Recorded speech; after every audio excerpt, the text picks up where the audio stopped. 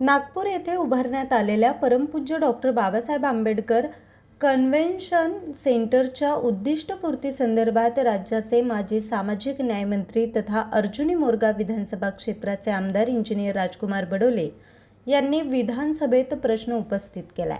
Doctor Babasaheb Ambedkar यांच्या विचारांचा प्रसार करणे तसेच महात्मा ज्योतिबा फुले आणि इतर महानुभावांवर संशोधन व्हावं या उद्देशानं हे कन्व्हेन्शन सेंटर उभारण्यात आलंय।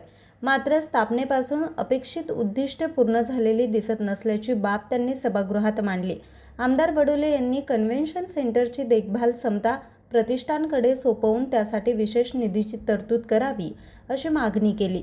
तसेच येथे प्रस्तावित असलेला 40 फूट उंचीचा डॉक्टर बाबासाहेब आंबेडकर यांचा पुतळा अद्याप पूर्ण झालेला नसल्याकडे देखील लक्ष वेधलंय। याशिवाय या सेंटरच्या माध्यमातून अनुसूचित जाती जमातींच्या नागरिकांना व्यवसायासाठी प्रोत्साहन देण्याचा उद्देश अद्याप पूर्ण साध्य झालेला नसल्याचं त्यांनी नमूद केलं।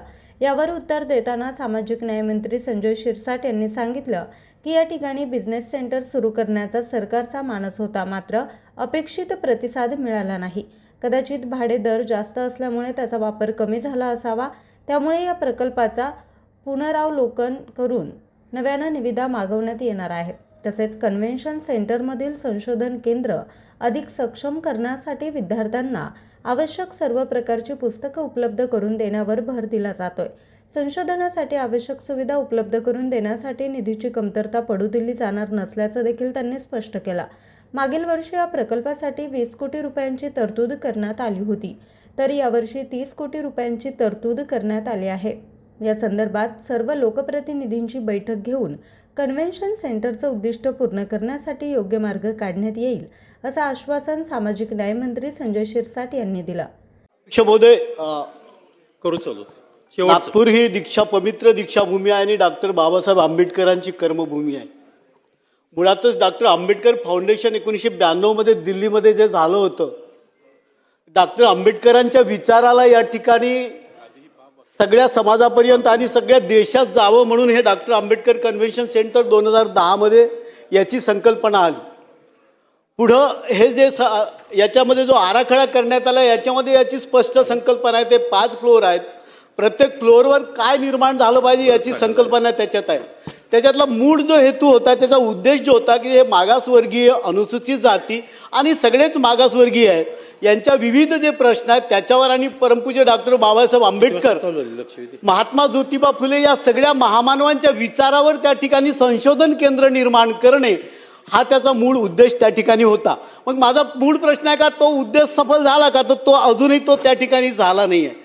दुसरा जो मी मगाशी म्हटलं की डॉक्टर आंबेडकर फाउंडेशन जो 1992 मध्ये दिल्लीत जो निर्माण झाला होता, त्याच पद्धतीनं समता प्रतिष्ठान एक परमपूज्य डॉक्टर बाबासाहेब आंबेडकरांच्या 125व्या जयंती वर्षाच्या निमित्तानं या ठिकाणी निर्माण झालं 2017 मध्ये। उद्देश सारखे आहे, त्याच्यामुळे या समता प्रतिष्ठानचे आणि डॉक्टर आंबेडकरांचे जे फाउंडेशनचे उद्देश सारखे आहेत। मग या ठिकाणी समता प्रतिष्ठानला तरी हा द्यायला पाहिजे होता, तो अजूनही त्या ठिकाणी दिला गेलेला नाही आहे। त्याच्यामुळे तुम्ही त्या ठिकाणी द्याल का, हा माझा एक दुसरा प्रश्न। आणि तिसरा प्रश्न आहे की 14/4/2023 माननीय मुख्यमंत्री महोदय आणि आदरणीय गडकरी साहेबांनी याचं लोकार्पण केलेलं आहे।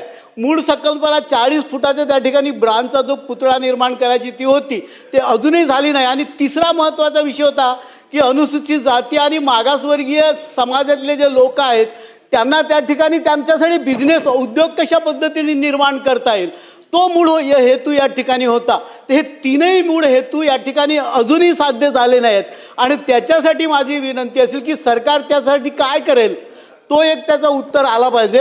आणि हा 140 कोटीचा हा जो वास्तू या ठिकाणी डॉक्टर आंबेडकर कन्व्हेन्शन सेंटर निर्माण झालाय, परंतु मेंटेनन्स कशा पद्धतीने अनुसूचित जाती उपयोजनेतून त्या ठिकाणी हा वास्तू आपण निर्माण केला, तर मेंटेनन्स साठी पण त्या ठिकाणी एक हेड निर्माण व्हायला पाहिजे होता आणि दरवर्षी त्याला मेंटेनन्स द्यायला पाहिजे होता। म्हणून माझे 3 प्रश्न, एक तर त्या ठिकाणी डॉक्टर आंबेडकर रिसर्च सेंटर निर्माण होईल का, आणि त्या ठिकाणी बिझनेस सेंटर जो आहे तो निर्माण होईल का, आणि हा समता प्रतिष्ठानला हा डॉक्टर आंबेडकर कन्व्हेन्शन सेंटर दिलं जाईल का, हा माझा मूळ प्रश्न आहे। मंत्री महोदय,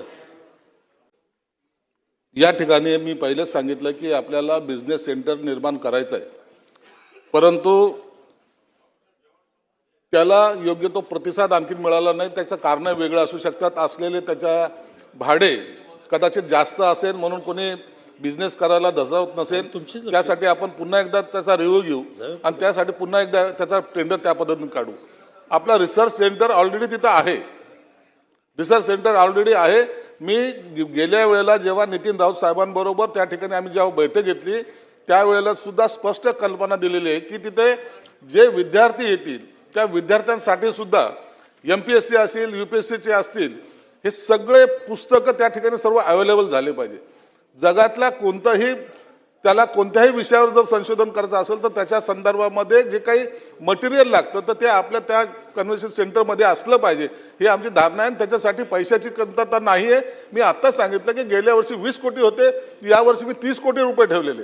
ते यासाठी वाढवलेले आहेत की आपण त्या विद्यार्थ्यांना कुठे त्यांचा लॉस होऊ नये किंवा त्यांना तिथं अडचणी येऊ नये याची आम्ही दक्षता घेतलेली आहे. राहिला प्रश्न हे सेंटर कुणाच्या ताब्यात द्यायचं. हे ताब्यात देण्याचे जर प्रकार जर केले ना तर त्याच्यामध्ये वादविवाद होण्याची शक्यता जास्त असते.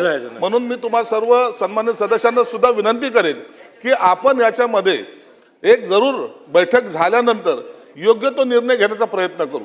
आपल्या तिथलच्या लोकप्रतिनिधीला सामावून घेता येईल का, त्यांच्या सगळ्या सूचना घेता येईल का आणि त्यांनी आपण सर्व मिळून, कारण की इतकी मोठी वास्तू आहे ती नागपूर शहरामधली असलेली शान आहे आणि त्याला त्याच भव्यतेने आणि चांगल्या पद्धतीने त्याचा वापर झाला पाहिजे. ही जशी तुमची इच्छा आहे तशी शासनाची सुद्धा तीच भावना आहे. म्हणून याला पैसा निधी कमी पडणार नाही आणि आवश्यक असलेल्या सगळ्या सुविधा पूर्ण केल्या जातील. कोणत्याही प्रकारे तुम्हाला त्या ठिकाणी अडचण येईल असं शासनाकडून कोणतीही कृती होणार नाही. न्यूज रिपोर्टर चेतन समरेत, आज 24 तास, गोंदिया.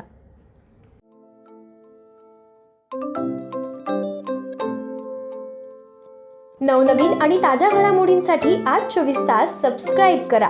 त्याचबरोबर बेल आयकॉनवर क्लिक करा आणि मिळवा आमच्या बातम्यांच्या नोटिफिकेशन्स. तसेच आज 24 तासची प्रत्येक बातमी आपल्याला कशी वाटली हे कळवा. लाईक करून, कमेंट करून आणि आमच्या बातम्या शेअर सुद्धा करा.